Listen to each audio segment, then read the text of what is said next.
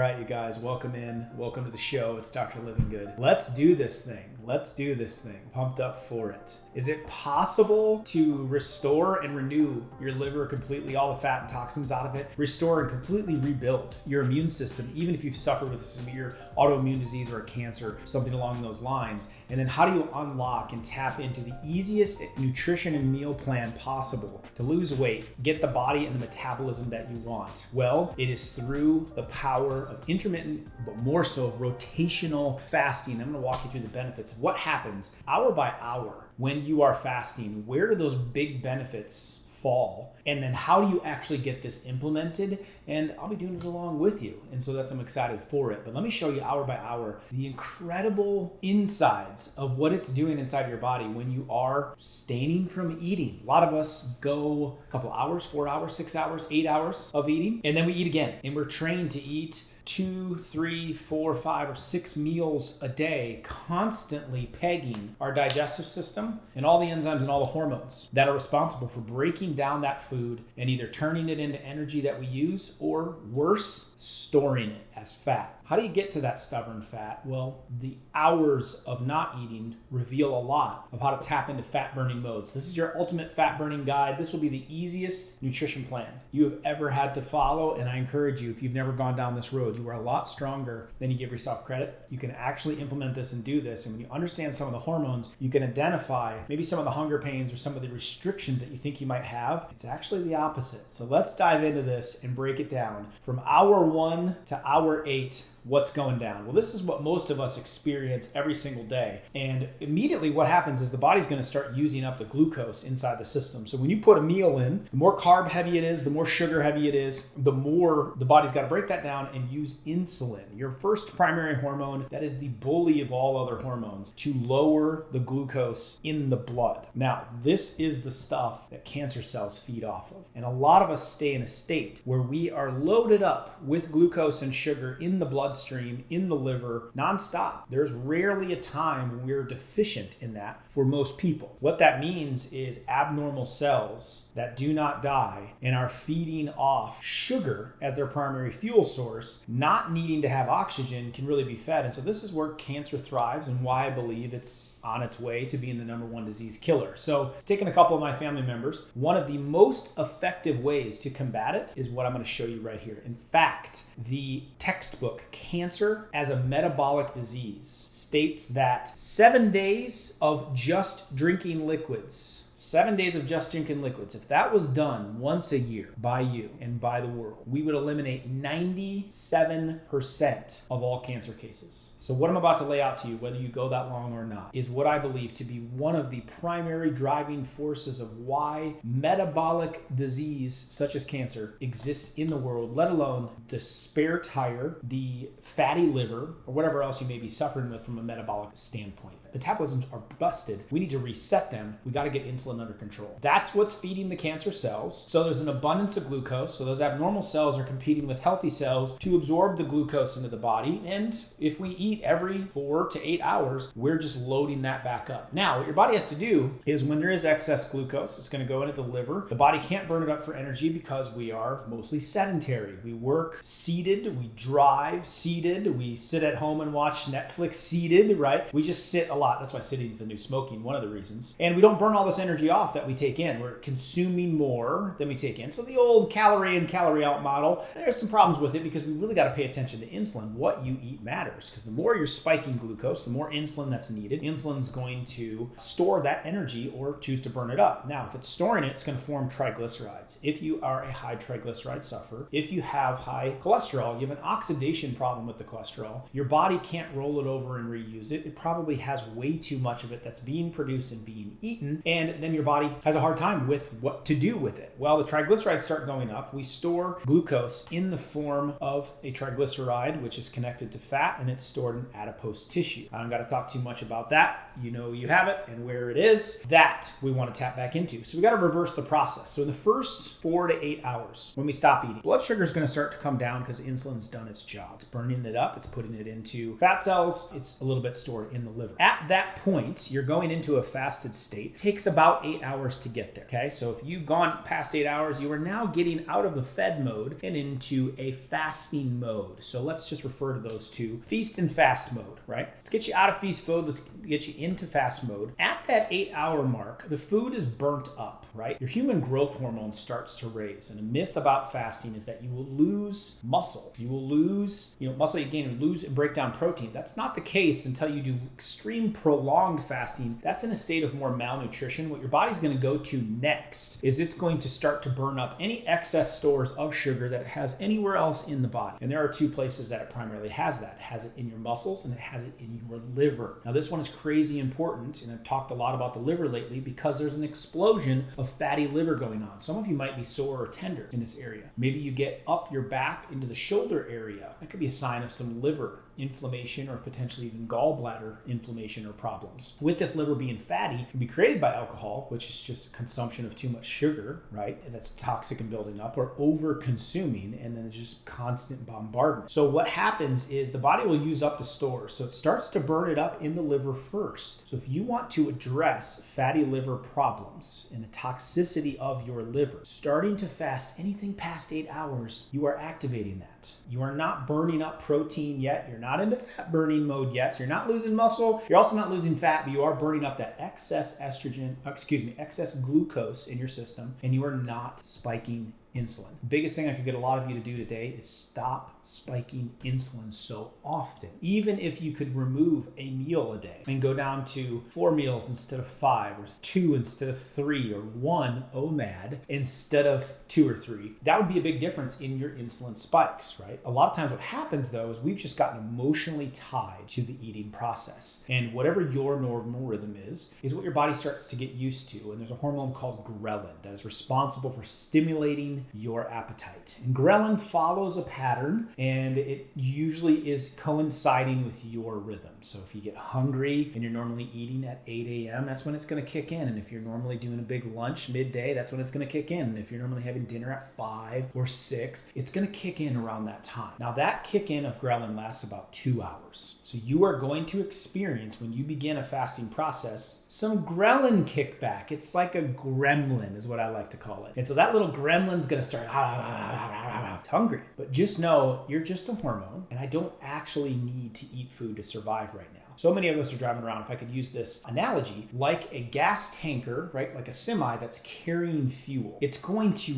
go to a gas station and refuel the entire gas station so it has this abundant supply of fuel. Imagine that tanker. Imagine that semi broke down on the side of the road because it ran out of gas. Isn't that how some of us feel? Is that we have all this excess fuel stored as fat on our body, but we can't access it. It's so frustrating. This is the fast track, my friends, because once you get past hour 8 all the way up to hour 16, you are burning up all the excess stores in your liver, crucially important for detoxification. It's also, you're burning it up in your muscles. Now, you're not breaking down protein yet or burning it up, protein or muscle, but you are getting the glucose out of the muscle. So you can have some energy changes here. There could be some kickback, a fatigue, a little bit of an energy crash, maybe some tiredness, definitely some hunger pains, or even some stiffness or some soreness. Very common, very normal. Your body's changing. It is being forced to now go into the lack of abundance mode as opposed to abundance. You're going to force it to start to use all that excess fuel that you have in your back tanker, right? I didn't call you a tanker. I'm just saying that you can access this now, because think about it, it doesn't make sense. We have so much extra fuel, but yet we're hungry. Just start to recognize that thing as the gremlin. So the gremlin starts to get you, and it starts to chirp a little bit. I'm going to talk to you about some ways that you can suppress that a little bit and calm it down. But there is some realities with fasting, but this is the easiest meal plan we've ever had so far. Most people are going to be able to successfully get to that 16 to 18 hour mark. At that point, fat burning starts to ramp up. Now, your body's going to start breaking down those triglycerides. It's going to start breaking down fatty acids. As part of that breakdown, glucose will get released. That glucose is going to go to the liver, and the process called gluconeogenesis is going to start up. This is your body's survival mechanism. So if you are no longer feeding leaving it the abundance of food. You're going into lack of abundance, which is then going to start to look at, okay, how else can I get fuel? I've got to keep the brain pumped with glucose. It takes the most, and it's going to prioritize that, and it's going to start breaking down fat cells and begin that process. It's going to kick it into the liver. The liver's going to start cranking out some excess glucose. We want to push past that point to really start to tap into fat burning mode and begin this cleanup process that's already begun. You are finding stores of energy inside of your body that you are now tapping into because you did not eat the energy. That's where some of the magic starts to happen and starts to begin. So at that point, glucose is going to start to run out. Okay. And then your body starts to use up fat as the energy. That's what we want to tap into, right? But it takes a little bit of hard work, but this is the quickest path to that. All the exercise, all the months and months and months and months and years of dieting that you've done, all the yo-yoing, right? You could just fast track your way there within about a 24-hour period of time. You were going into fat burning autophagy mode. Ooh, I get excited about autophagy, right? There's small quantities of glucose left. The body's just desperately trying to find all of that, and you're manufacturing it through your liver at this point. And then that liver, after that first couple days, it's gonna have no more to break down. So that's when you really kick into autophagy, fat burning mode. So at the 17-hour mark at the earliest, more so probably around 24 hours, is when you're kicking into autophagy, okay? Now that's where your stem cell production starts to change. Your intestinal stem cells start to regenerate themselves. Your gut starts to regenerate. Your DNA starts to change because it doesn't have all that food to process. Your body is going into mega healing mode. Now it's working hard at this point. That's where you can get soreness, that's where you can get stiffness, that's where you can get energy changes and fatigue changes, because your body knows, all right, we're going through some sort of starvation mode. We need to clean up and use all resources available. That means any kind of abnormal cells, bacteria, virus, chunks of old stuff that we haven't done yet. It's cleaning up all the excess parts. It's giving you a clean out. It's your body's recycling system. It's phenomenal. Inflammation is going to go down during this time because we're not so inflamed with the byproduct of processing food. The body is now being way more efficient. And this is all about getting you way more efficient, getting to burn much more clean. Instead of burning diesel fuel, which is constant carbohydrates and sugars from overeating, you're moving towards regular gasoline and you're about to tap into jet fuel. Because your body's just burning up pure fat. It's not leaving all that soot, that diesel, if you've ever followed a diesel vehicle, is burning up and putting into the atmosphere. Blood pressure goes down, your happy hormones go up. So at this point, when you cross that 24-hour mark, you can get a little more serotonin. You can get a little bit more happiness. You might have those moments of the gremlin coming back, but here's how you can knock that thing down. Drink, okay? And what I like to drink is in the mornings, I like to have coffee, all right? Black is best, but I'm not gonna beat you up too much here. If there's a touch of cream in there, if you put some collagen, I'll let powdered collagen in there. I make one and I put it in, but coffee, you can have that. You can have tea in the morning as well. And when I have that, I feel pretty good. Like I can go through the morning when I have a couple cups, right? Also what you can do, and mine's almost gone for the day, is I talk a lot about lemon water. And so fresh squeezed lemon or lemon concentrated juice in about 12 ounces of water. And so you're getting a lot of fluids in. This is going to help your liver to detox. So it's going to speed up that process of breaking down that excess sugar. So lemon water. Bioflavonoids are incredibly important for that. Sparkling water is good during the day. Okay. If you're taking some supplements, right, those are completely fine. You may reach for bone broth, right? And so actually getting true bone broth instead of just regular stock, this has been steeped for typically 24 hours, pulls a lot of the collagen and the nutrients out of the actual bones themselves. And this is a delicious dinner during a fasting period of time. So you can warm it up. So you kind of have something, a hot meal. You might get a little bit cold while you're fasting. And that can be because your body is switching over. It's changing your thyroid and how that metabolism functions, changes blood flow. But most of the time, what it's created by is the lack of electrolytes. There's a major shift. Insulin goes way down. And what research shows is then that balance has to be made up. And so salt is used to balance out the thickness of the blood. Insulin, being a big molecule, and glucose normally floating around in your blood are now gone. So your body makes up to it by balancing it out with salts. So using electrolytes will make you feel way better during this process. So I use a powdered electrolyte on a daily basis. I have one with an energized formula that helps with focus enhancement, heart support, and immune boosting, or you can go regular electrolytes. We have two forms of it. Putting in electrolytes will really help you with some of the hunger pains, some of the side effects you feel, energy changes, and if you're getting cold, you need to put more electrolytes in. Now, you can do that also with sea salt. And so using the bone broth is a natural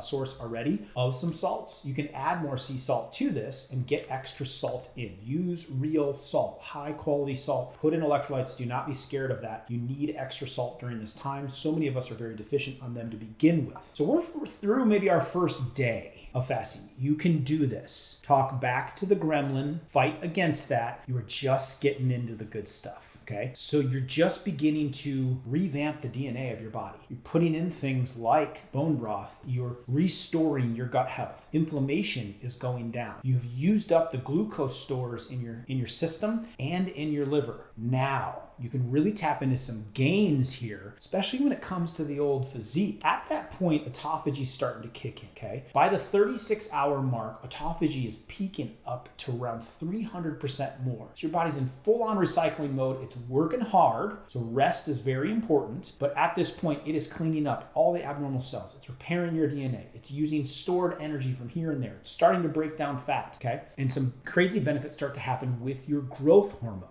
Okay. At that point, human growth hormone is peaking out. You're producing the elements that can help with muscle gain. You can actually gain a little bit of muscle at this point, contrary to belief, because HGH is high. This is what athletes are injecting to help recovery, to help muscle gains, to help performance. You're getting that natural boost. Now, you can still do some exercise during this time. I do. You have to see how you respond with it. I'm used to fasting, and so I've worked my way up to being able to do longer and longer fasts. So I will get a little exercise. You can take it easy if you're feeling lightheadedness, right? Or you're feeling, that big energy shift. But adding in some exercise here, I actually like to do a little bit of weight training because you can put on a little bit of muscle at this state because you have so much garbage out of your system. Your body is in such build mode. Your HGH is through the roof. Your serotonin is up. So I get more energy in these first couple of days of fasting. Now, 36 hours, right? We're going 36 hours plus. We're a day and a half in. Autophagy's up around 300%. Your body's cleaning up all parts of your body as far as the garbage that's in there. And your body is looking for old stores of sugar anywhere else in the system, which is fantastic for insulin resistance, fantastic for weight loss, because now your body is using up, finally, any excess insulin or glucose that's in the system. Your liver's starting to get cleared out, okay? GABA, a neurotransmitter, is increased in your brain, so your alertness is better. I mean, think if you were stuck in the woods and you hadn't eaten for a day and a half, would you be more alert or less alert? You'd be looking, you'd be wanting to find some food. So your alertness goes up during this time. Your energy goes up during this time. You may experience changes in it, okay? It's not the same path for everybody, but that's what I typically see myself. You get a calmingness about it. It'd be interesting to see what happens to your sleep as well, because a lot of times deep sleep starts to take place at this. Neurons in your brain are starting to regenerate at this point. And then we tap in and we go to day 2. And day 2 is where you really start to rebuild your immune system. Your liver's been cleared out. It's now breaking down fats. It's used up all its excess glucose. Now you start in on the immune system. Remember we said earlier that cells in your body are competing, right, for the glucose stores. And the one that has the most receptors are cancer cells, abnormal cells. Chances are, listening right now, you have some form of cancer somewhere in your body. I don't mean that to scare you, because the C word is the most scary word in the English language. However, they're abnormal cells that will not die. And they're typically being fed, they don't need oxygen to live, right? So with this being said,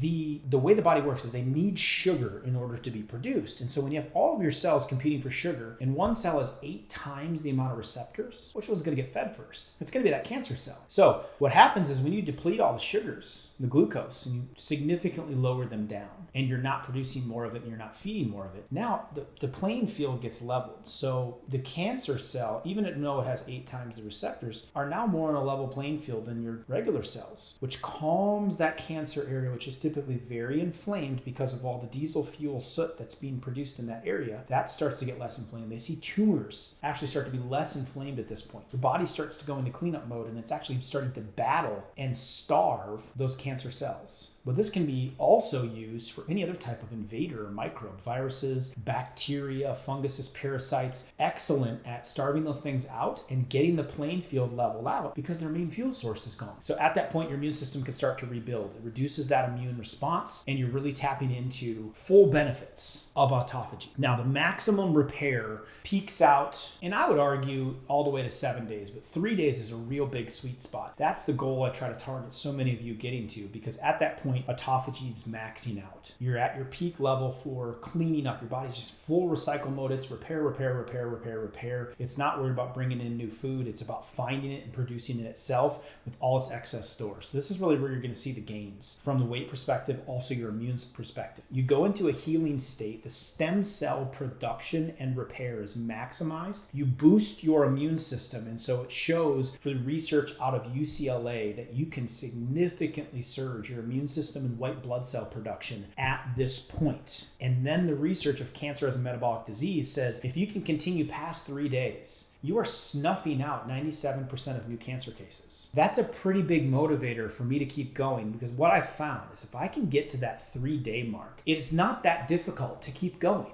There's going to be moments in the day that I find are more emotionally attached when I know there's an anticipation that I'm going to be eating soon. That dopamine spike right there is what I got to get through, because it's actually just my brain anticipating having the thing. But the thing itself actually doesn't bring me that much joy. So eating that thing itself, have you ever experienced this? The thought of eating it, the excitement of eating it, the getting prepared, the time that you eat it, that snack at 9 o'clock, that little treat you give yourself in the mid-morning or middle afternoon, you're actually more excited for that from a dopamine hit than you are actually the happiness and fulfillment that comes from putting it in. So all we have to do is conquer those little moments. Put something to drink in, right? A sparkling water, a coffee. That's what I'm pretty lenient on some of the things you can get dirty fasting with to get you through those moments, because if you can keep going, then your fasting, it recalibrates the dopamine receptors in your brain, which means you start to break some of those habits and you're starting to reset the gremlin that lives inside of you, the appetite talker. Now, when you get to day 3 to 7,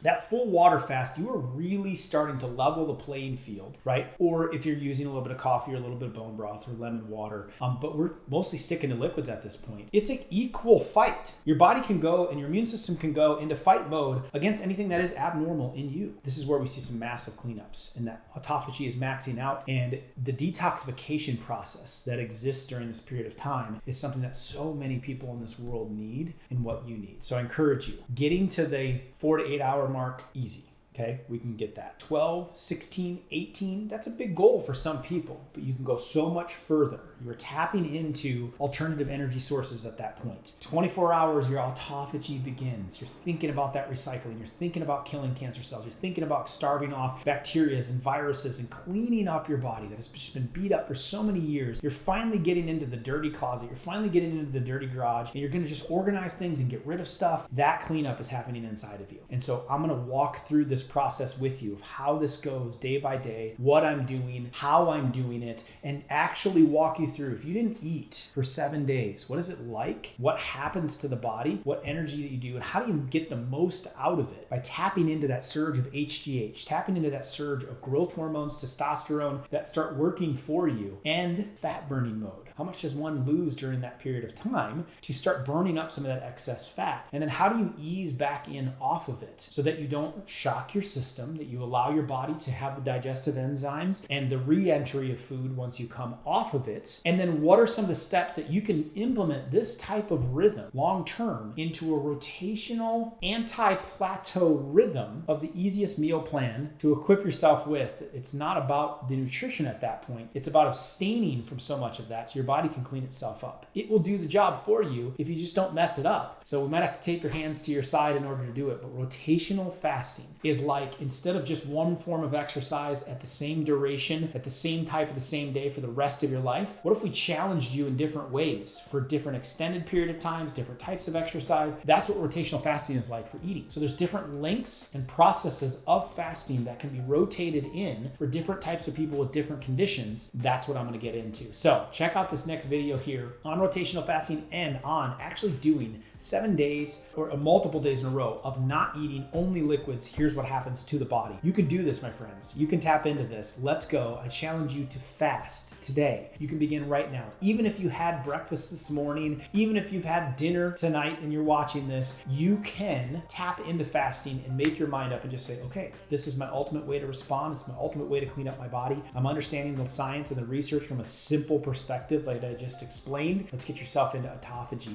Let's tap into rebuilding the immune system and the liver and shedding the weight in the easiest meal plan you've ever done. There it is. busy, guys. All right, check out these next videos right here for you, helping this further topic. You can do this. I'm here with you. Let's go.